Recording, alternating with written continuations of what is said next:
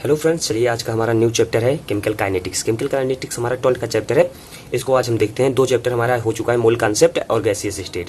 तो तीसरा चैप्टर हम देखते हैं अपना केमिकल काइनेटिक्स। केमिकल काइनेटिक्स में हम जितने भी फार्मूले, जितने भी कॉन्सेप्ट हैं, सब इसमें हम देखेंगे। दोस्तों, ये लिख के मैं इसलिए लाता हूँ क्योंकि इससे टाइम कम टाइम में हमारा पूरा रिवीजन हो जाए, जिससे नहीं तो लिखना पड़ेगा तो काफ़ी ज़्यादा लिखना पड़ेगा। ये हमारी पूरी कॉपी पूरी फार्मूला सीट के ही है। पूरा जितना फार्मूला सब चैप्टर के सब फार्मूला और कॉन्सेप्ट यहाँ पे है। बस इसमें एक चीज़ नहीं है कि हमने क्वेश्चन बीच बीच में नहीं कराया। क्वेश्चन मतलब आपको जहाँ जहाँ इंपॉर्टेंट लग रहा है कि जिस फार्मूले में क्वेश्चन करा देना चाहिए, ये फार्मूला कैसे यूज होगा, उसमें हमने सब में क्वेश्चन कराया। बाकी आप क्वेश्चन लगाइएगा, आप रिपीटर हैं, आप क्वेश्चन लगाइएगा, आपका सब क्वेश्चन निकल जाएंगे यहाँ से। बाकी जितने भी फार्मूले कॉन्सेप्ट है सब के सब इसमें दिए गए हैं दोस्तों। कुछ ऐसा नहीं है कि ना दिया हो। ठीक, तो चलिए अपना पहला स्टार्ट करते हैं। Rate of reaction. What is rate? Rate जो होता है change in concentration upon total time. तो कंसंट्रेशन को सी से डिनोट करते हैं। तो चेंज पूछा है तो C final minus C initial upon T final minus T initial. Delta C by delta T हमारा रेट ऑफ रिएक्शन है, रेट हो जाएगा। एवरेज रेट क्या होगा? C final minus C initial T final minus T initial. और instantaneous rate क्या होगा? D C by D T. Small time के लिए जो होगा हमारा वो इंस्टेंटेनियस रेट हो जाएगा। इसे स्लोप ऑफ कर्व भी कहते हैं। रेट का जो यूनिट होता है mole litre inverse time inverse ही होता है। फिर उसके बाद आता है relation between individual rate and rate of reaction. Rate of reaction और रेट में क्या हमारा होता है रिलेशन। तो जैसे एक रिएक्शन है NaA plus N2B equal to N3C, मतलब ये इसका एरो बना के ये रिएक्टेंट हो गया, प्रोडक्ट N3C दिया है। ये बैलेंस रिएक्शन है हमारा। तो यहाँ पे जो माइनस DA बाई dt होगा individual rate of disappearance of A, इसको रेट के टर्म में लिखेंगे तो RA हो जाएगा, minus RA। Minus DA by dt ये वाला जो है इसको हम रेट के टर्म में लिख रहे हैं तो ये हो जाएगा माइनस RA। फिर माइनस DB बाई dt जो है ये individual rate of disappearance of B होगा, इसको RB से डिनोट करते हैं। ठीक, और फिर उसके बाद जो हमारा ये C वाला है इसको DC बाई dt लिखते हैं, individual rate of formation of C, इसको RC से डिनोट करते हैं। ये दोनों डिसअपियरेंस वाले हैं क्योंकि ये खत्म हो रहे हैं रिएक्शन में और ये फॉर्म हो रहा है। तो ये डिसअपियरेंस है, ये फॉर्मेशन का है। और रेट ऑफ रिएक्शन का फार्मूला क्या होगा इसका देखिए, माइनस RA बाई N1 इसका, फिर equal to minus RB by N2 equal to plus RC by N3। ये दोनों डिसअपियरेंस है तो ये माइनस रहेंगे, बाकी ये वाला अपीयरेंस है तो ये प्लस में हो जाएगा। Minus RA by N1 equal to minus RB by N2 बराबर प्लस RC बाई N3। ये हमारा रेट का फार्मूला यहाँ से हम कंपेयर कर सकते हैं। जैसे RA और RC का वैल्यू गिवन है और इसका मोल गिवन है, तो इसका मोल पूछ रहा है तो यहाँ से हम इन दोनों को बराबर करके निकाल सकते हैं, क्योंकि जो रेट का होगा हमारा वैल्यू, मतलब जो रेट का रेशियो होगा वही हमारा यहाँ मोल का रेशियो होगा। ठीक दोस्तों, फिर रेट ऑफ रिएक्शन देखते हैं। रेट ऑफ रिएक्शन पर मोल कंसंट्रेशन चेंज होता है, ये वही चीज़ है। माइनस N1 को बाहर कर लिया गया है, 1 अपॉन माइनस N1 को बाहर करके DA by dt equal to minus 1 by N2 को बाहर करके DB by dt equal to minus 1 by N3 को बाहर करके DC बाई DC। आप ये सब कुछ मत याद कर लीजिएगा। एक फैक्टर में लिखने के लिए क्वेश्चन आप इससे भी सॉल्व कर सकते हैं और इससे भी सॉल्व कर सकते हैं। तो सबसे बढ़िया है जो मोल का रेशियो होगा वही रेट का रेशियो होगा। जैसे RA ratio R2 ratio R3 है तो N1 N2 N3 इसका भी रेशियो सेम होगा। तो रेट ऑफ रिएक्शन में जैसे हमको दिया है कोई रिएक्शन 2A प्लस B और इधर प्रोडक्ट में दिया है 5C, तो इसका ये वाला फार्मूला हमेशा यूज कीजिएगा, ये वाला minus RA by N1 equal to minus RB by N2 equal to RC by N3। तो यहाँ पे हम ये फार्मूला यूज करेंगे, माइनस RA बाई ये 2 हमारा coefficient equal to minus RB equal to plus RC by 5। तो यहाँ से हमारा RA और RC दोनों निकल जाएगा। ठीक दोस्तों, RA बराबर 2RB के हो जाएगा और RC इक्वल टू 5RB के हो जाएगा।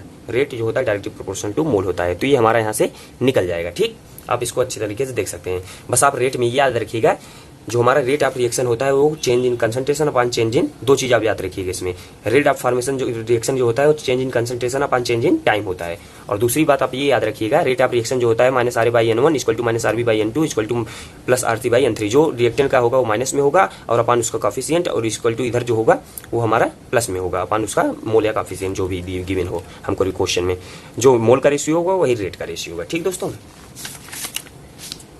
सेम ये क्वेश्चन है, आप उसके भी देख सकते हैं। सेम वही क्वेश्चन है, rate of disappearance of B पूछा और rate of formation of C पूछा है। B और C दोनों का पूछा है। हम इसके हिसाब जो ये इक्वेशन दिया है इसके हिसाब से हम अपना रेट ऑफ रिएक्शन ऐसे लिख लेंगे, पहले लिख लेंगे, फिर वो RB का निकाल लेंगे RA के टर्म में, क्योंकि RA की वैल्यू दी है तो RA की जगह हम वैल्यू रख देंगे, RC की जगह फिर यहाँ RA आएगा, फिर यहाँ से हम वैल्यू इसकी रख देंगे। ठीक, जैसे यहाँ पे minus RA by 2 equal to minus RB by 4 equal to plus R C by 8 यहाँ से हो जाएगा। तो आर बी बराबर क्या हो जाएगा, दो से पहले आर ए और आर बी का कंपेयर करते हैं, तो 2 से 2 कट जाएगा, तो यहाँ बचेगा 2, यहाँ बचेगा 1, तो 2 ए बचेगा, 2 आर ए बचेगा, आर बी बराबर 2 आर ए बचेगा। फिर 2 आर ए की वैल्यू यहाँ पे गिवन है, तो आर ए से मल्टीप्लाई कर देंगे। फिर आर सी बराबर पूछ रहा है, तो आर सी और आर ए में कंपेयर करा देते हैं, क्योंकि ए की वैल्यू गिवन है, तो आर ए और आर सी कंपेयर करेंगे तो 2 चौक 8, यहाँ 4 आ जाएगा, 4 इसमें जाके मल्टीप्लाई हो जाएगा, 4 आर ए आ जाएगा, 4 आर ए आ जाएगा, तो मल्टीप्लाई कर देंगे, ए की वैल्यू गिवन है हमको, ठीक। फिर उसके बाद आता है हमारा ऑर्डर ऑफ रिएक्शन और मॉलिक्यूलरिटी। ऑर्डर ऑफ रिएक्शन जो होता है के कंसंट्रेशन ए की पावर एक्स, कंसंट्रेशन बी की पावर वाई, ये हमारा रेट ऑफ रिएक्शन ऐसे लिखते हैं, ठीक। ये रेट ऑफ रिएक्शन ऐसे लिखते हैं कि अंदर कंसंट्रेशन ए की पावर एक्स, बी की power Y, sum of power और concentration of reactant in rate law expression. ये जो एक्स और प्लस वाई, इसको दोनों को जोड़ देंगे तो यही हमारा ऑर्डर ऑफ रिएक्शन होता है। बोथ एलिमेंट्री रिएक्शन हो चाहे कम्प्लेक्स रिएक्शन हो, दोनों के लिए हमारा ऑर्डर ऑफ रिएक्शन यही होगा। इसके पावर को हम जोड़ देंगे, ठीक। ये 0 भी हो सकता है, निगेटिव भी होता है, पॉजिटिव भी हो सकता है, फ्रैक्शनल भी हो सकता है, और इसकी वैल्यू मैक्सिमम 3 तक होती है, ठीक दोस्तों। और मॉलिक्यूलरिटी क्या होती है, मॉलिक्यूलरिटी जो होता है total number of species collide in a elementary chemical reaction. जो होता है एलिमेंट्री केमिकल रिएक्शन में जितने भी स्पीसीज कोलाइड करते हैं, नंबर ऑफ स्पीसीज, वही मॉलिक्यूलरिटी होता है। ये फ्रैक्शनल नहीं होता है, ना 0 होता है ना निगेटिव होता है, इसकी मैक्स वैल्यू 3 होती है, ठीक। जैसे ए से कोई रिएक्शन है, बी बन रहा है, तो यहाँ पे ए का क्या है 1, तो मॉलिक्यूलरिटी 1। जैसे 2a से b बन रहा है, तो इसकी मॉलिक्यूलरिटी क्या होगा, यहाँ 2 दिया है तो 2 हो जाएगा। फिर जैसे 2a प्लस b और इसका प्रोडक्ट फार्मूला c, तो एक इसका 2 हो जाएगा कॉफिशिएंट, और इसका कॉफिशिएंट 1 हो जाएगा, तो ये 3 हो जाएगा। टोटल कॉफिशिएंट का सम ही मॉलिक्यूलरिटी होता है, ठीक दोस्तों। फिर उसके बाद रिएक्शन 2 टाइप के होते हैं। पहला होता है हमारा एलिमेंट्री रिएक्शन, दूसरा होता है कॉम्प्लेक्स रिएक्शन। एलिमेंट्री रिएक्शन वो होती है जो रिएक्शन कंप्लीट इन 1 स्टेप, जो 1 स्टेप में कंप्लीट कर जाए वो हमारा एलिमेंट्री रिएक्शन होता है। और जो reaction complete in more than 1 step होता है उसको हम कॉम्प्लेक्स रिएक्शन कहते हैं। एलिमेंट्री और कॉम्प्लेक्स रिएक्शन दोनों हमारा ऑर्डर ऑफ रिएक्शन के लिए डिफाइन है, और सिर्फ एलिमेंट्री रिएक्शन हमारी मॉलिक्यूलरिटी के लिए डिफाइन है, ठीक। तो एलिमेंट्री रिएक्शन SN2 एग्जाम्पल है, और कॉम्प्लेक्स रिएक्शन का SN1 है, क्योंकि SN1 2 स्टेप में कंप्लीट होती है, SN2 1 स्टेप में कंप्लीट होती है, ठीक। उसके बाद एक हमारा फार्मूला आता है यहाँ पे R न्यू बराबर x की power n into R old, मतलब पुराना वाला, पहले नया वाला R रेट, फिर उसके बाद x की पावर n इंटू पुराना वाला रेट, ठीक। x जो है ये हमारा कंसंट्रेशन है। कंसंट्रेशन का फार्मूला क्या होता है, mole by volume, mole by volume की पावर n, ठीक। इसको हम ऐसे भी लिख सकते हैं। तो N1 जो होगा ये B के बराबर होगा कॉम्प्लेक्स रिएक्शन के लिए, जैसे N1 रिएक्शन दिया B के बराबर है, तो R न्यू बराबर x की power n into R old. X जो है टाइम कंसंट्रेशन रिएक्टेंट चेंज है, किस टाइम पे कंसंट्रेशन रिएक्टेंट चेंज हो रहा है। कंसंट्रेशन बराबर क्या होता है, मोल बाई वॉल्यूम, एक्स को हम कंसंट्रेशन कह रहे हैं, तो कंसंट्रेशन ऑफ रिएक्टेंट चेंज बोल रहा है। और एन जो है ऑर्डर ऑफ रिएक्शन है, एक्स जो है time concentration of reactant change, R old जो है ओल्ड रेट ऑफ रिएक्शन, और आर न्यू है न्यू रेट ऑफ रिएक्शन, ठीक। तो जैसे यहाँ पे हमको क्वेश्चन गिवन है कंसंट्रेशन, यहाँ पे गिवन है 0 ऑर्डर, यहाँ पे गिवन है फर्स्ट ऑर्डर, यहाँ पे गिवन है थर्ड ऑर्डर, यहाँ से मतलब सेकंड ऑर्डर, यहाँ पे गिवन है थर्ड ऑर्डर, और ये मान लो माइनस ऑर्डर है। तो यहाँ इसको डबल करेंगे, यहाँ ट्रिपल करेंगे, इसको हाफ करेंगे, ठीक। तो पहले देखिए जैसे 0 ऑर्डर के लिए देखते हैं, n बराबर 0 पे कंसंट्रेशन का क्या चेंज आएगा। तो यदि हम कंसंट्रेशन को डबल करते हैं, ठीक, ये हमारा न्यू वाला है, 0 ऑर्डर में कंसंट्रेशन को डबल करते हैं तो इसमें कोई चेंज नहीं होगा, ये 0 ही रहेगा। आप इस फार्मूले से कंपेयर कराइएगा, ये कंसंट्रेशन, ये n जो है इसका ऑर्डर ऑफ रिएक्शन, तो कंसंट्रेशन ये जो है ये इस x है, इसको हम अगर डबल करते हैं फिर भी इसके रेट में कोई चेंज नहीं आएगा, ट्रिपल करते हैं फिर भी इसके रेट में कोई चेंज नहीं आएगा, आर 0 ही रहेगा, हाफ करते हैं फिर भी इसके रेट में कोई चेंज नहीं आएगा। तो इससे में क्या पता चलता है, 0 ऑर्डर रिएक्शन जो होगा वो कंसंट्रेशन पर डिपेंड नहीं करता है, ठीक। उसके बाद फर्स्ट ऑर्डर में अगर हम डबल करते हैं तो 2 की पावर 1 RO हो जाएगा, मतलब R पुराना वाला, ये न्यू वाला है। तो इसको ट्रिपल करते हैं तो 3 की पावर 1 RO हो जाएगा, RN, फिर उसके बाद इसको हाफ करते हैं तो R नॉट बाई 2 हो जाएगा, मतलब RO बाई 2 हो जाएगा, R ओल्ड का 2 हो जाएगा। इससे हमें क्या पता चलता है, concentration of first order reaction जितना डबल करेंगे उतने के ही मल्टी प्रोपोर्शन में बढ़ जाएगा, ठीक। और सेकंड ऑर्डर क्या कहता है, अगर हम सेकंड ऑर्डर रिएक्शन लेते हैं तो और कंसंट्रेशन को डबल करते हैं और ऑर्डर सेकंड है तो ऊपर 2 आ जाएगा, x की जगह 2 आएगा क्योंकि हम डबल कर रहे हैं, और इसका ऑर्डर क्या होता है 2 होता है, 2 की पावर 2 R नॉट RO, फिर उसके बाद 3 ट्रिपल करते हैं तो यहाँ 3 आ जाएगा, और ऑर्डर इसका 2 है तो 3 की पावर 2 RO R ओल्ड, फिर उसके बाद हाफ करते हैं तो R 2 की पावर 2 मतलब R ओल्ड 2 की पावर 2, 3 करते हैं तो 2 की पावर 3 डबल के लिए, फिर उसके बाद ट्रिपल करते हैं तो 3 की पावर 3, क्योंकि ऑर्डर ऑफ रिएक्शन इसका 3 है तो सब में 3 आ जाएगा, ऑर्डर ऑफ रिएक्शन इसका 2 है तो सबके ऊपर 2 आ जाए, इसका 1 है तो 1। तो आप याद रखिएगा कंसंट्रेशन 0 ऑर्डर में डिपेंड नहीं करता, फर्स्ट ऑर्डर में जितने का मल्टीप्लाई करेंगे उतने के रिस्पेक्ट में बढ़ेगा, सेकंड ऑर्डर उसके 2 गुने के टर्म में बढ़ेगा, और थर्ड ऑर्डर उसके थर्ड गुने के रेट में बढ़ेगा, ठीक। आप ये फार्मूला बस याद रखिएगा, R न्यू बराबर x power n into R old, x जो हमारा कंसंट्रेशन है, n जो ऑर्डर ऑफ रिएक्शन है, R ओल्ड हमको दिया रहेगा, जैसे R रेट ऑफ रिएक्शन पुराना वाला गिवन रहेगा, न्यू वाला हमको फाइंड करना रहेगा। एन ओ बराबर आर न्यू बराबर आर ओल्ड, आर न्यू बराबर एक्स, ये 1 रख देंगे इसकी वैल्यू तो एक्स इंटू आर ओल्ड, और 2 रख देंगे ऑर्डर ऑफ रिएक्शन की वैल्यू एक्स की पावर 2 इंटू आर ओल्ड, 3 रख देंगे तो एक्स की पावर 3 बाई आर ओल्ड, -1 रखेंगे तो 1 by X into R old. Rate concentration से इंडिपेंडेंट हो तो जीरो ऑर्डर रिएक्शन, जो कंसंट्रेशन में चेंज हो वही चेंज रेट में हो तो फर्स्ट ऑर्डर रिएक्शन, ठीक। और रेट में चेंज कंसंट्रेशन के स्क्वायर में हो तो वो सेकंड ऑर्डर रिएक्शन, रेट में चेंज कंसंट्रेशन के क्यूब में हो तो वो थर्ड ऑर्डर रिएक्शन। आप इसको याद रखिएगा।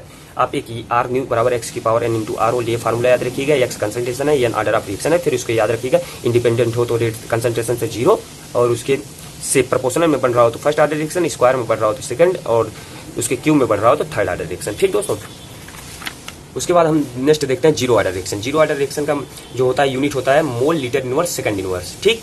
जैसे ए कोई रिएक्टेंट एक है उससे बी बन रहा है तो इसका रेट ऑफ रिएक्शन क्या होगा, minus D A by D T, इसका जो होगा के और ए टी की पावर जीरो, क्योंकि जीरो ऑर्डर रिएक्शन तो ए टी की पावर जीरो बराबर के, क्योंकि ये जीरो की पावर कुछ हो गए तो 1 हो जाएगा तो एक के के बराबर आएगा। उसका रेट ऑफ रिएक्शन जो होगा के के बराबर आएगा, minus D A by D T equal to K. और ये ए टी जो है concentration of A after time T है, ये कंसंट्रेशन है अपना, जहाँ पे ऐसे ब्रैकेट लगा रहा हो कंसंट्रेशन ऑफ ए है इंटू टाइम टी के रिस्पेक्ट में, ठीक। रेट जो है कांस्टेंट है, कांस्टेंट है के बराबर है। रेट जो होता है not depend upon concentration of reactant, क्योंकि जीरो ऑर्डर का रिएक्शन कंसंट्रेशन पर डिपेंड नहीं करता है। Rate of reaction K, rate of reaction of zero order reaction is constant and equal to K, does not depend upon concentration of reactant, ठीक। A से B farm हो रहा है, टी इक्वल टू जीरो पे A not है, ये zero है, और टी सेकंड पे क्या होगा, ए नॉट माइनस एक्स बराबर एक्स। तो ए नॉट माइनस एक्स को हम किसी टाइम पे लिए हैं टी पे तो ए टी लिख देंगे, ठीक। तो इसका हमारा क्या आ जाएगा, के क्या आ जाएगा यहाँ पे, A not minus A T, K क्या आ जाएगा, A not minus A T upon T equal to X by T, ठीक। तो इसका आ जाएगा ए टी बराबर A not minus K into T. यहाँ से टाइम के टर्म हम निकालेंगे तो ए टी बराबर ये के इधर चला जाएगा, के इससे मल्टीप्लाई हो जाएगा के टी, और ए नॉट को हम इसके साइड ले चलेंगे तो ए टी बराबर ए नॉट माइनस के टी, ठीक, ठीक है ना। और ये के आ जाएगा हमारा ए नॉट माइनस ए टी। पहले यहाँ से एक्स हम फाइंड कर लेंगे, एक्स फाइंड कैसे करेंगे, ए नॉट को उधर भेज देंगे तो A not minus A T by T किसी टाइम पे, क्योंकि उसका क्या होता है change in concentration upon time, मतलब जो यहाँ पे हमने फार्मूला बताया था आपको, change in concentration upon time, यहाँ से हमारा रेट निकलता है change in concentration upon change in time. तो चेंज इन कंसंट्रेशन क्या है, ए नॉट, मतलब यही change in concentration upon time क्या होता है, या तो आप यहाँ से निकाल लीजिए या तो आप ऐसे कर लीजिए, A not minus A T upon time का चेंज टी। तो A not minus A T किसके बराबर हो जाएगा, A not minus A T इसको एक्स के बराबर हो जाए तो एक्स बराबर टी, यहाँ से ए टी का टर्म हम बाहर निकाल लेंगे, ठीक। ऐसे हो जाएगा हमारा। अब बस ये फार्मूला याद रखिएगा, ए टी बराबर ए नॉट माइनस के टी, और यहाँ का टी हाफ जो होगा ए नॉट बाई टू के होगा, ठीक। ए नॉट जो होता है टी इक्वल टू जीरो पे कंसंट्रेशन है हमारा, और ए टी जो है टी सेकंड पे हमारा कंसंट्रेशन है।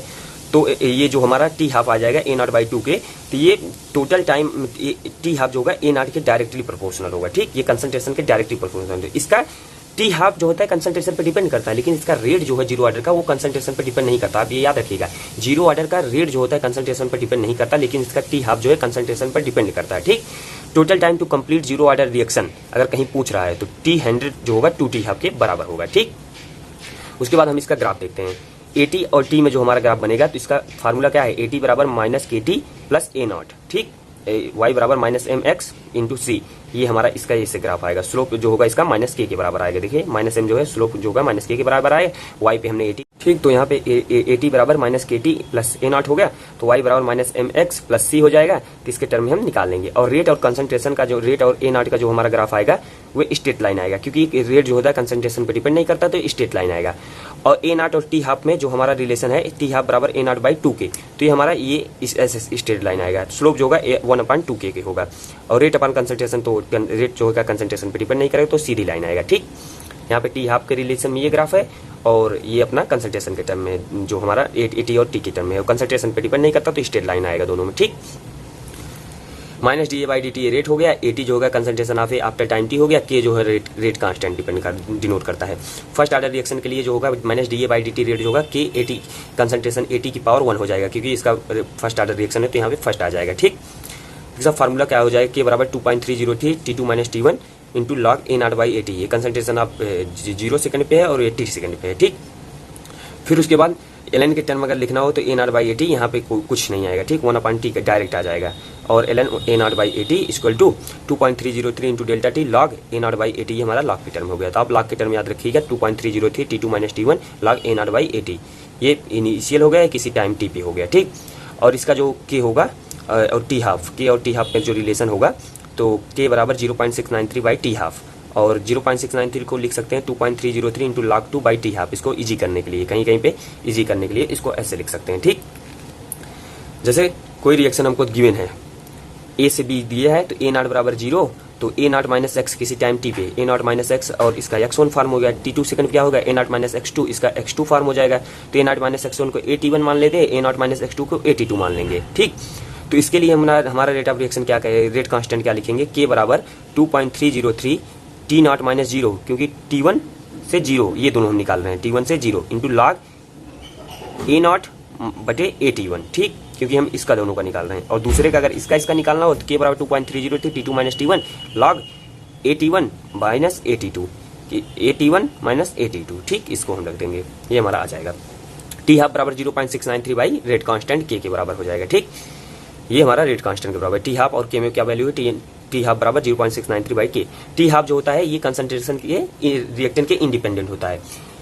जीरो ऑर्डर रिएक्शन में जो होता है हमारा रेट कांस्टेंट जो होता है, ये रेट कांस्टेंट जो होता है नॉट डिपेंड अपॉन कंसंट्रेशन होता है। ठीक, और लेकिन इसका टी हाफ जो होता है रेट कांस्टेंट ए नॉट के डायरेक्टिव प्रोपोर्शन होता है, रेट कांस्टेंट पे डिपेंड करता है।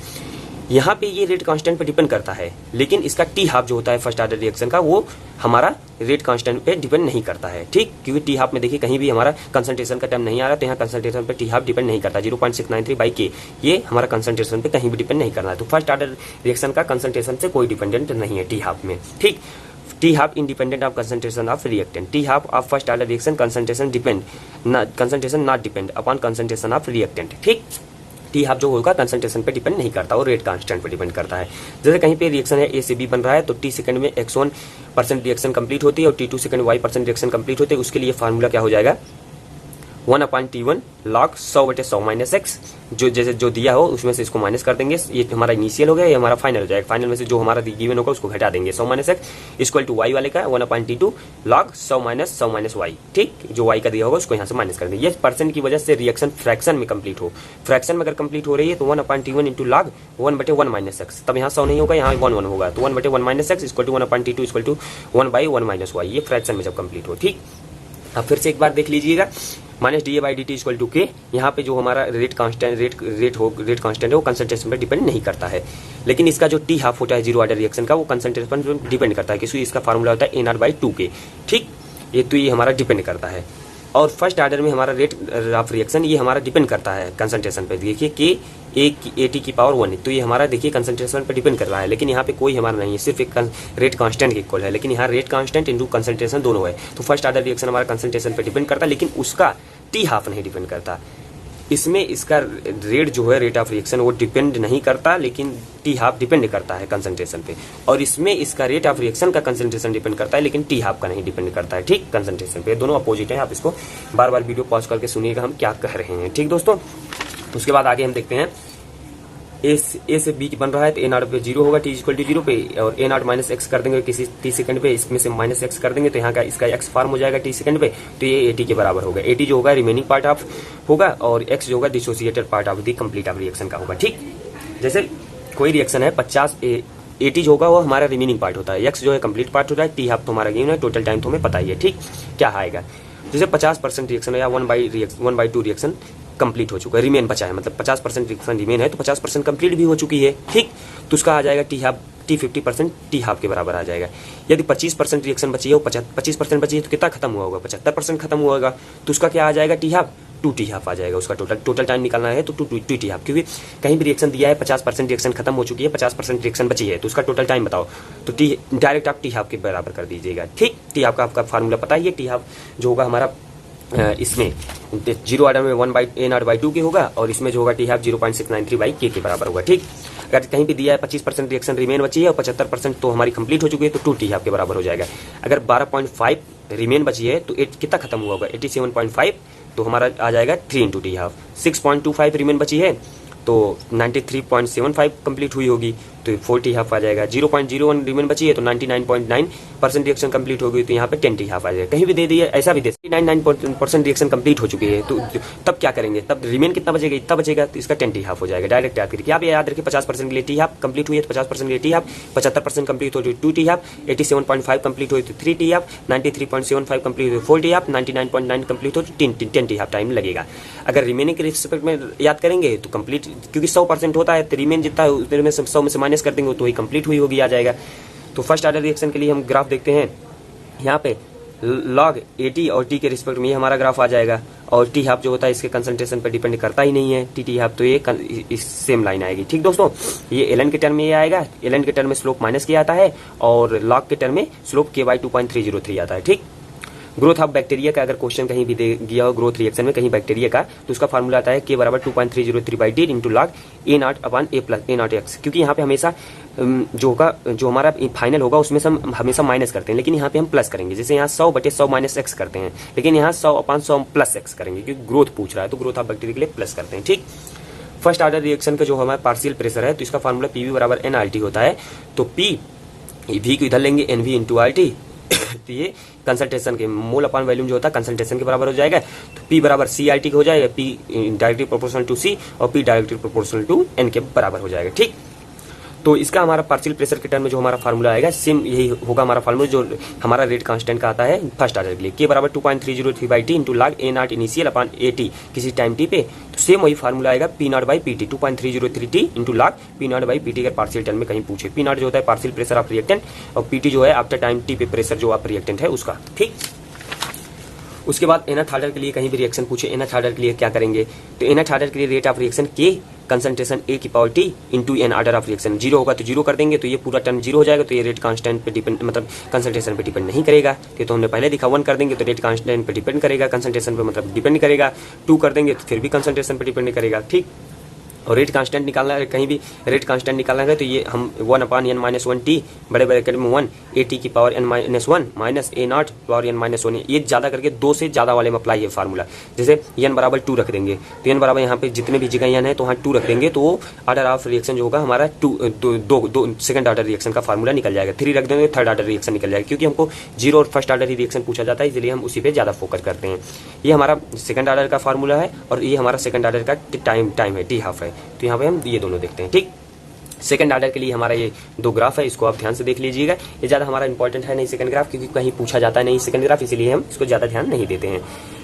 फिर उसके बाद n बराबर 0, ये हमारा 0 ऑर्डर रिएक्शन है, इसका T हाफ जो होगा T हाफ बराबर A0/2 के, तो ये कंसंट्रेशन पर डिपेंड करता है। फिर n equal to first order के रिएक्शन के लिए T हाफ क्या होता है, T हाफ बराबर 0.693/K, तो ये हमारा कंसंट्रेशन पर डिपेंड नहीं कर रहा है, तो ये कांस्टेंट होगा। ठीक, n equal to 2 second order reaction है, तो T हाफ बराबर 1/K इंटू A0, तो ये हमारा कंसंट्रेशन पर डिपेंड कर रहा है, A0 जो होता है हमारा कंसंट्रेशन है। ठीक, तो जी एक बार हम फिर से आप देख लेते हैं, जो 0 ऑर्डर का रेट ऑफ रिएक्शन होता है, 0 ऑर्डर का रेट ऑफ रिएक्शन जो होता है वो कंसंट्रेशन पे डिपेंड नहीं करता है, लेकिन फर्स्ट ऑर्डर का रेट ऑफ रिएक्शन जो होता है वो कंसंट्रेशन पे डिपेंड करता है। ये हमारा रेट ऑफ रिएक्शन के टर्म में हो गया। और T हाफ के टर्म में क्या हो गया, 0 ऑर्डर का जो हमारा टाइम T हाफ है वो कंसंट्रेशन पे डिपेंड करता है, लेकिन फर्स्ट ऑर्डर का जो हमारा रेट टाइम मतलब टाइम जो है T हाफ है वो हमारा कंसंट्रेशन पे डिपेंड नहीं करता है। ठीक, जैसे हमने यहाँ पे हम देखते हैं, जैसे ये C इनिशियल है, ये 0, C फाइनल हो जाएगा T1 सेकंड पे, C फाइनल F2 हो जाएगा मतलब T2 सेकंड पे, तो इसके लिए हम देखते हैं रेट कांस्टेंट क्या होगा। जैसे इसको और इसको लेते हैं तो rate constant C final minus C initial upon T1 minus 0, और इसको लेंगे तो कंसंट्रेशन फाइनल मतलब फिर concentration initial C final minus C initial upon T2 minus Tn, ऐसे इसको हमने पिछले फार्मूले से ही देख लिया है। Rate of reaction minus RA/N2 और disappearance minus RB/N2 equal to plus RC/N3, इसको हमने पहले ही देख लिया। रेट जो होता है मोल के डायरेक्टली प्रोपोर्शनल चलता है।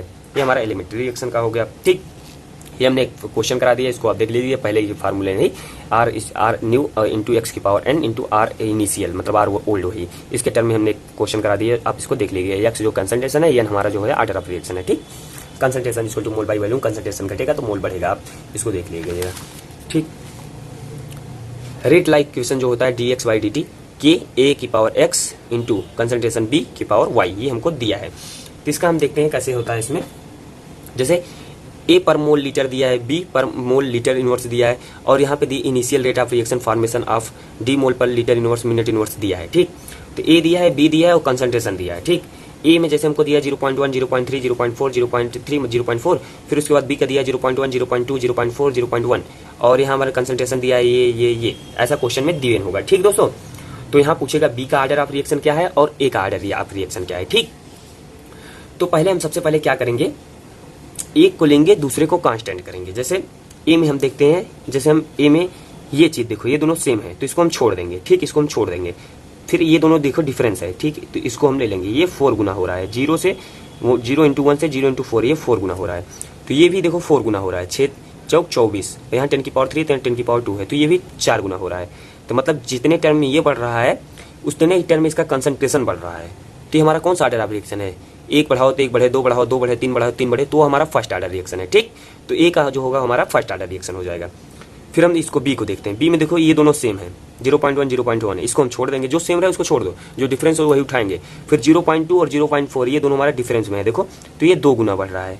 तो और ये देखो ये वाला जहां जो ये दोनों लेंगे तो वही कंसंट्रेशन में लेंगे। जैसे इसमें ये लिए थे तो इसमें इसका कंपेयर कराते, इसमें ये ले रहे हैं तो इसमें इसका कंपेयर कराएंगे। ठीक, ये 2 गुना बढ़ रहा है तो ये देखो 7 चौक 28, ये 4 गुने के टर्म में बढ़ रहा है। ठीक, 4 गुने के टर्म में बढ़ रहा है, तो इसका 2 बढ़ाओ तो इसका 4 गुने के टर्म में बढ़े, स्क्वायर के टर्म में बढ़े, तो ये कौन सा ऑर्डर है, सेकंड ऑर्डर रिएक्शन।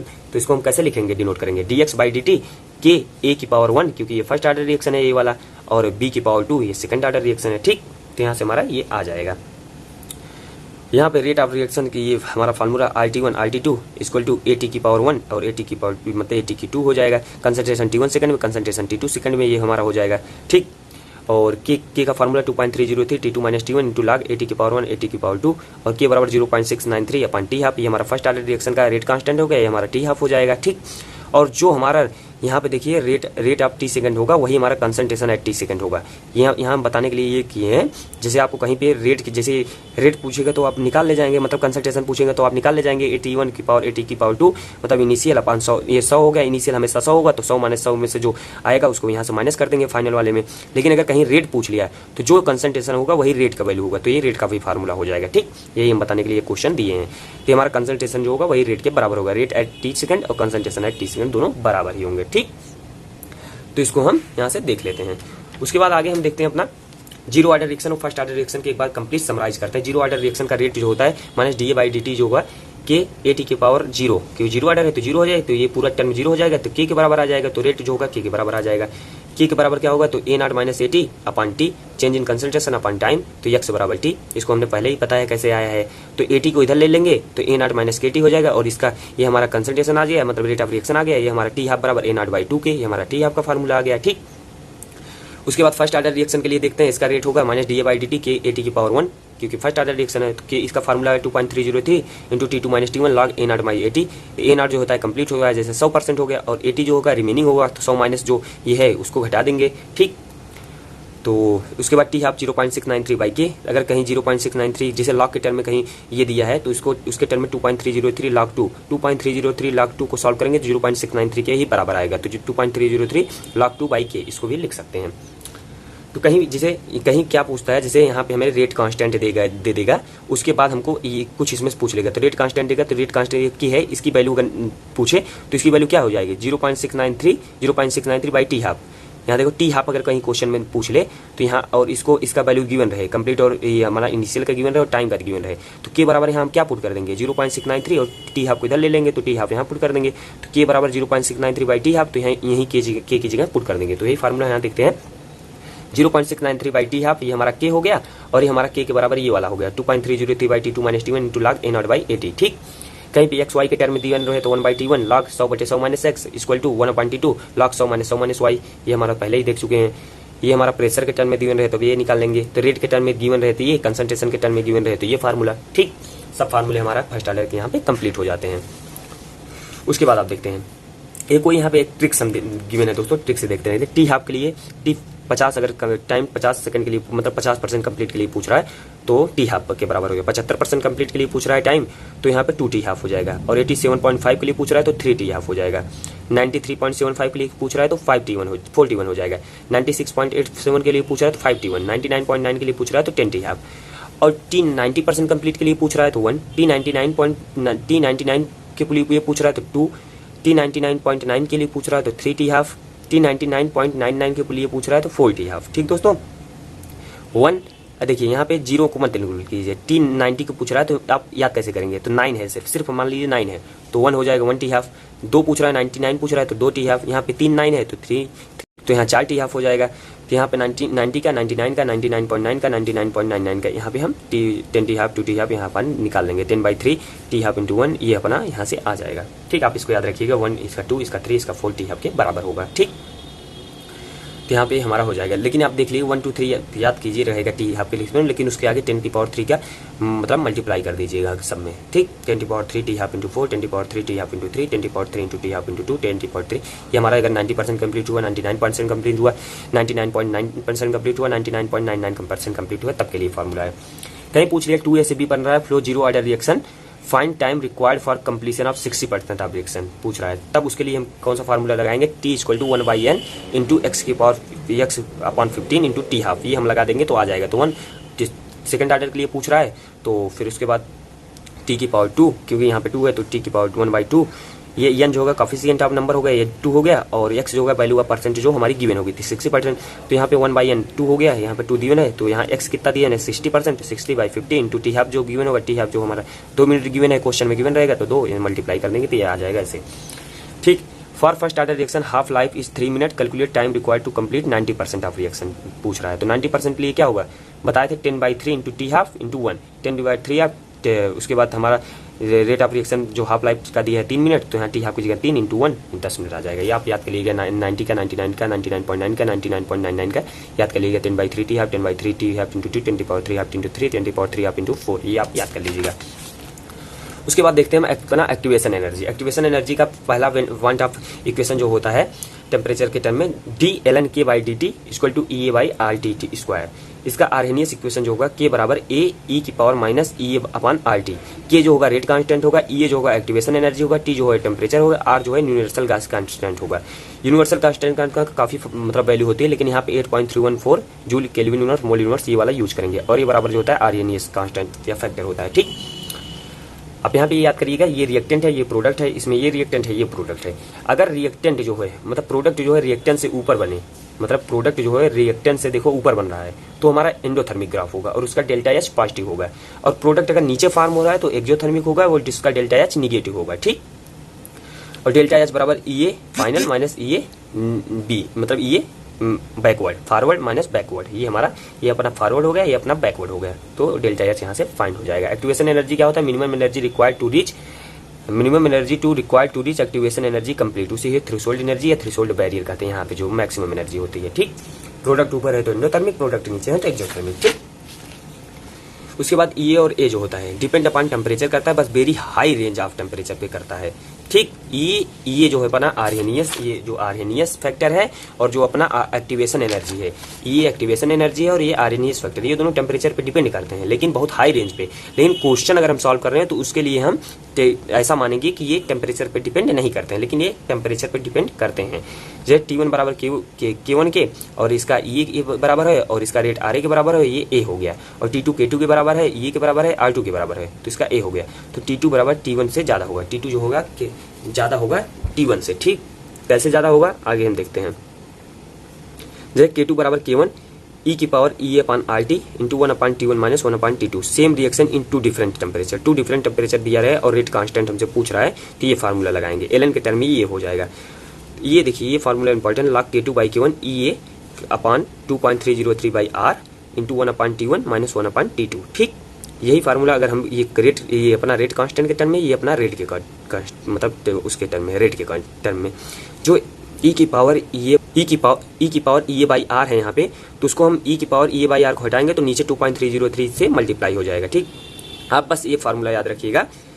यहाँ हमने सपोज किया था T2 ज़्यादा है T1 से, तो इसके लिए हम देख रहे हैं। ठीक, यहाँ पे देखते हैं, जैसे रेट कांस्टेंट दिया है हमको K2/K1 और 2.303 EA/2.303 1/T1 - 1/T2, same reaction is two different temperature पर अगर पूछ रहा है रेट कांस्टेंट, तो ये फार्मूला हमारा लग जाएगा। ठीक, रेट ऑफ रिएक्शन है T1 temperature, rate of reaction है T2 टेम्परेचर पर अगर निकालना है तो rate R2/R1 EA/2.303 R 1/T1 - 1/T2 ऐसे निकाल लेंगे। Two different reaction in two different temperature. अगर हम यहाँ पे अगर निकाल रहे हैं रेट कांस्टेंट और एक्टिवेशन एनर्जी के टर्म में, जो हमारा यहाँ पे एक्टिवेशन एनर्जी मतलब आरएनएस फैक्टर है उसके टर्म अगर निकाल रहे हैं तो ये फार्मूला आ जाएगा अपना K1/K2 रेट कांस्टेंट, A1/A2 ये हमारा RNS factor, e⁻1/r EA/T1 - E2/T2। आप इसको मत याद रखिएगा, बस ये एक फार्मूला याद रखिएगा क्योंकि इस पे क्वेश्चन आया है। log K2/K1 EA/2.303R 1/T1 - 1/T2। ठीक, इन प्रोसेस ऑफ कैटलिस्ट के रिएक्शन में आप ये फार्मूला याद रखिएगा KA/KAP 1/A1/A2 e⁻1/RT into delta E की पावर A। डेल्टा E की पावर A है प्रोडक्ट माइनस रिएक्टेंट, ये अपना हो जाएगा। ठीक, अब्सेंस ऑफ कैटलिस्ट पे K बराबर A1 e⁻E/RT और प्रेजेंस ऑफ कैटलिस्ट में माइनस E/P/RT, ये अपना प्रेजेंस ऑफ कैटलिस्ट। ये देखिए अब्सेंस ऑफ कैटलिस्ट, ये अपना प्रेजेंस ऑफ कैटलिस्ट, इसका लिए फार्मूला ये अपना आ जाएगा। ये भी उतना पूछा नहीं गया, फिर भी आप इसको याद रखिएगा। ये हमारा तीनों ग्राफ इसके लिए ln/1/T के log 1/T के K और T के लिए में ये ग्राफ है, इसका स्लोप आप याद रखिएगा। ठीक, उसके बाद हम देखते हैं अपना नेक्स्ट फार्मूला आता है हमारा कोलिजन थ्योरी से। कोलिजन थ्योरी से जैसे ए से ए की पावर स्टार बन रहा है, इसको K1 ले रहे हैं, इसका रेट कांस्टेंट जो होगा E1 होगा। फिर सेकंड स्टेप में मैकेनिज्म जैसे ये दिया है, मैकेनिज्म दिया है सब, स्टेप 1 स्टेप 2 स्टेप 3 ऐसे मैकेनिज्म दिया है। ये 2A हो गया, A2 इसका K2, फिर इसका A2 इसका A3 इसका K3, फिर ऐसे बढ़ता चला जा रहा है। हाँ, रुक नहीं रहा है, ऐसे बढ़ता चला जा रहा है, कितना भी जा रहा है। फिर पूछ रहा है इसका overall rate constant K = K1 की पावर A इंटू K2 की पावर B इंटू K3 की पावर C। सपोज इसको हमको पूछ रहा है, तो ओवरऑल एक्टिवेशन एनर्जी और ओवरऑल आरएनएस फैक्टर हमसे पूछ रहा है। तो इसका हमारा जो रेट कांस्टेंट K की पावर A, K2 की पावर B, K3 की पावर C अगर पूछ रहा है तो इसका ऐसे निकलेगा रेट कांस्टेंट, और इसका एक्टिवेशन एनर्जी जो होगा A की पावर E1 प्लस B की power B into E2 plus C into E3 ऐसे निकलेगा। और आरएनएस कांस्टेंट A की पावर A, A2 की पावर B और A3 की पावर C, इससे हमारा एक्टिवेशन मतलब इसका आरएनएस कांस्टेंट निकलेगा। जैसे यहाँ पे हमको पूछा है A से कोई चीज़ है प्रोडक्ट बन रहा है और K दिया है K1 K2/K3, इसका 2 की पावर 3 दिया, E1 E2 E3 हमको दिया है। तो इसका K कैसे निकालेंगे? K जो होता है फार्मूला K की पावर A इंटू K2 की पावर B इंटू K3 की पावर C, आगे जैसे दिया हो। तो K की पावर 2/3 इंटू K2 की पावर 2/3 इंटू K3 की पावर 2/-2/3, क्योंकि ये नीचे है तो ऊपर 2/3। तो ये अपना K आ गया। फिर ET कैसे निकालते हैं? ET जो है हमारा ओवरऑल एक्टिवेशन एनर्जी है, तो A into E1 plus B into E2 plus C into E3। तो A इंटू E1, A क्या हो गया 2/3 E1 plus B 2/3 into E2 plus minus ये ऊपर है और K3 नीचे है तो माइनस 2/3 इंटू E3। तो E1 E2 E3 की वैल्यू दिया ना, यहाँ पे हम रख के सॉल्व कर लेंगे। तो यही फार्मूला हमारा अगर ऐसे टर्म में गिवन रहे, स्टेप 1 स्टेप 2 स्टेप 3 के रूप में मैकेनिज्म गिवन रहे, तो यहाँ से हम K निकाल लेंगे। K के बाद हमने E1 एक्टिवेशन एनर्जी निकाल लेंगे, उसके बाद आरएनएस टोटल निकाल लेंगे, आरएनएस कांस्टेंट यहाँ से निकाल लेंगे। ठीक, उसके बाद आता है हमारा temperature constant coefficient. Temperature coefficient जो होता है वो हमारा, इसको म्यू से डिनोट करते हैं। म्यू जो होता है 1.5 से 3 के बीच में हमारा रहता है। ठीक, और जनरली ईच 10 डिग्री सेल्सियस अगर हम टेम्परेचर राइज कराते हैं तो वो रेट ऑफ रिएक्शन के डबल हो जाता है। ठीक, अगर 1 डिग्री सेल्सियस टेम्परेचर बढ़ रहा है तो 10 डिग्री सेल्सियस टेम्परेचर बढ़ा तो उसका rate constant rate of reaction जो होगा वो डबल हो जाएगा। ठीक, जैसे T1 से T बढ़ रहा है, T2 जो होगा T + 10 हो रहा है, तो इसका formula log KT + 10/KT = EA/2.303R, फिर ब्रैकेट 1/T - 1/T + 10, ये हमारा इसका फार्मूला हो जाएगा। ठीक, म्यू का फार्मूला यहाँ पे दिया है लेकिन कोई जरूरत नहीं है। रेट ऑफ रिएक्शन बढ़ेगा तो टेम्परेचर बढ़ेगा, क्योंकि रेट ऑफ रिएक्शन टेम्परेचर के डिपेंड करता है। ठीक, म्यू जो होता है 1.3 से 3 के बीच में होता है और टेम्परेचर 10 डिग्री सेल्सियस बढ़ेगा तो म्यू जो होगा डबल हो जाएगा। ठीक, उसके बाद ये हमारा डेल्टा एच बराबर ये फॉरवर्ड ये बैकवर्ड, ये हमारा हो जाएगा। यहाँ पे हमने 2 क्वेश्चन कराया, आप इसको देख लीजिएगा एक बार। ये पहला क्वेश्चन फर्स्ट ऑर्डर रिएक्शन से ही है और ये भी हमारा सेकंड जो है ये भी हमारा फर्स्ट ऑर्डर रिएक्शन, जिसका हमने फार्मूला पीछे ही बताया, ये हमने क्वेश्चन करा दिया है। ठीक, तो एक बार हम समराइज कर लेते हैं अच्छे से सबको क्या कैसे था। ठीक, ये हमारा रेट ऑफ रिएक्शन हो गया। रेट ऑफ रिएक्शन को हमने देखा, जो रेट का रेशियो वही मोल का रेशियो, बस आप ये याद रखिए, जो रेट का रेशियो वही मोल का रेशियो। सेकंड हमने ऑर्डर ऑफ रिएक्शन और मॉलिक्यूलरिटी देखा। ऑर्डर ऑफ रिएक्शन क्या होता है, मॉलिक्यूलरिटी क्या होती है, इसको हमने टोटल देखा। ठीक, फिर थर्ड हमने देखा R न्यू की पावर x की power n into R whole, इससे हमने कंसंट्रेशन और ऑर्डर ऑफ रिएक्शन कैसे हमने कंसंट्रेशन और ऑर्डर ऑफ रिएक्शन में हमने ये दिखाया। फिर हमने ये 4 टर्म पढ़े, कौन इंडिपेंडेंट है, कौन डिपेंडेंट है, कौन कैसे बढ़ रहा है, इसको हमने ये देखा। ठीक, उसके बाद हमने जीरो ऑर्डर ऑफ रिएक्शन में रेट कांस्टेंट को मतलब रेट ऑफ रिएक्शन को देखा। उसके बाद इसका रेट ऑफ रिएक्शन का हमने फार्मूला देखा, फिर टी हाफ का फार्मूला देखा। फिर उसके बाद हमने फर्स्ट ऑर्डर जीरो ऑर्डर में जितने भी ग्राफ हैं उसको देखा। फिर फर्स्ट ऑर्डर रिएक्शन में हमने रेट ऑफ रिएक्शन को देखा, कैसे क्या फार्मूला होता है, फिर रेट कांस्टेंट का फार्मूला क्या होता है, फिर उसके बाद टी हाफ का फार्मूला क्या होता है उसको देखा। फिर ये 2-3 फार्मूले हमने अलग से देखा। ठीक, फिर उसके बाद रिमेनिंग और कंप्लीट के टर्म में टी हाफ हमने देखा, टोटल टाइम कैसे फाइंड करेंगे उसको हमने देखा, फर्स्ट ऑर्डर में जितने भी ग्राफ है उसको हमने देखा, और बैक्टीरिया के टर्म में कैसे निकलेगा, और प्रेशर के टर्म में भी हमने फार्मूला यहाँ पे देखा, प्रेशर के टर्म में क्या होगा। फिर उसके बाद nth ऑर्डर के लिए हमने देखा कैसे क्या फार्मूला होगा, फिर nth ऑर्डर के लिए सेकंड ऑर्डर के लिए देखा, फिर यहाँ पे हमने टोटल जितने भी रेट कांस्टेंट है, zero order, first order, time half, मतलब टी हाफ जितने भी है सबके लिए देखा, टी हाफ जीरो का, टी हाफ फर्स्ट का, टी हाफ सेकंड का भी देखा, कौन कंसंट्रेशन पर डिपेंड करता है कौन नहीं करता उसको हमने देखा। यहाँ पे हमने पहला कुछ और रिविजन किया था, ये हमने यहाँ पे एक फार्मूला इसका क्वेश्चन कराया, ठीक। उसके बाद ये क्वेश्चन, इस टाइप का क्वेश्चन काफी आता है, इसको हमने देखा, कॉमन ले लेंगे इसको, और जो डिफरेंस होगा उससे हम मल्टीप्लाई कर देंगे कंसंट्रेशन वाले से, फिर उसको हमने देख लिया, ठीक। उसके बाद ये हमने एक क्वेश्चन कराया, जो कंसंट्रेशन का होगा वही रेट का होगा फार्मूला, ठीक। उसके बाद एक फार्मूला, इस पे हमने एक क्वेश्चन कराया, जो कंसंट्रेशन का होगा वही रेट का होगा, इस पे हमने एक फार्मूला कराया क्वेश्चन। फिर ये हमारा total formula zero order of reaction का हो गया, ये हमारा पूरा फर्स्ट ऑर्डर रिएक्शन का जितने भी फार्मूले हैं ये हो गया, ठीक। उसके बाद इन्हें हमने ट्रिक्स दिया कैसे कौन सा टी हाफ पे कौन डिपेंड करेगा, ये हमारा 50 से 90 वाला जितना होगा 90 वाले के लिए देखा, फिर हमने एक क्वेश्चन कराया उसका एक अलग से फार्मूला दिया, फिर उसके बाद ये हमारा उसको अप्लाई करके दिखाया।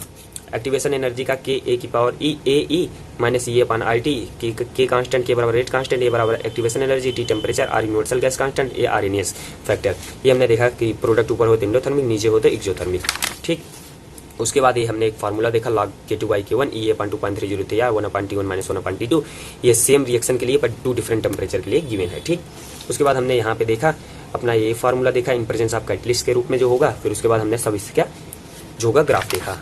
उसके बाद हमने ये कोलिजन थ्योरी का एक क्वेश्चन बहुत इंपॉर्टेंट किया, जो कोलिजन थ्योरी में पूछा जाता है, तो इसको हम कैसे सॉल्व करते हैं इसको हमने देखे। फिर टेम्परेचर कॉफिशिएंट देखे, टेम्परेचर कॉफिशिएंट कैसे होता है, 10 डिग्री सेल्सियस बढ़ाएंगे तो रेट कांस्टेंट जो होता है, रेट ऑफ रिएक्शन डबल हो जाएगा, ठीक। तो यहाँ पे होप हमारा लेक्चर खत्म होता है। अगला लेक्चर हमारा फिजिक्स या केमिस्ट्री का आएगा, जो भी फिजिक्स में आएगा तो आएगा हमारा यूनिट एंड डायमेंशन, और केमिस्ट्री में अगर आएगा तो हमारा आएगा वो क्या बोलते हैं हमारा वो फिजिक्स में अगर हमारा आएगा तो यूनिट एंड डायमेंशन, अगर केमिस्ट्री में आता है हमारा तो केमिस्ट्री में हम शायद इलेक्ट्रोकेमिस्ट्री लाएंगे, ठीक दोस्तों। चलिए हम एंजॉय कीजिए, पढ़ते रहिए, all the very best, thank you very